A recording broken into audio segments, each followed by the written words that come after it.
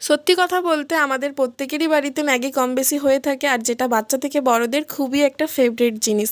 তো একই রকম ম্যাগি খেতে তো কারোরই ভালো লাগে না, তো তাই আজ একটু ডিম আর মাংস ছাড়াই একটা স্পেশাল মশলা দিয়ে অন্য রকম ম্যাগি বানানোর চেষ্টা করলাম। আর যেহেতু বাড়িতে বানাচ্ছি তো তাই একটু সবজি তো দিতেই হবে।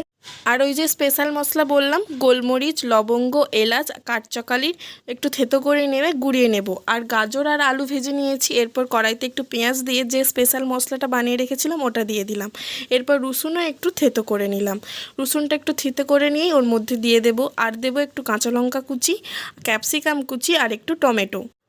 আমি এইখানে মিট মশলা দিচ্ছি, তোমরা চাইলে হিং বা গরম মশলা, মিট মশলা যে কোনো কিছু দিতেই পারো। আর ম্যাগি মশলা আর একটু সয়া সস দিয়ে যে ম্যাগিটা জল ঝরিয়ে রেখেছিলাম আর সবজিগুলো যে ভেজে রেখেছিলাম সবগুলো দিয়ে ভালো করে মিশিয়ে নিয়েছি। উপর থেকে একটু চিজ ছড়িয়ে দিচ্ছি। 10 সেকেন্ডের জন্য গ্যাসের আঁচটা একটু হালকা করে ঢাকা দিয়েছিলাম।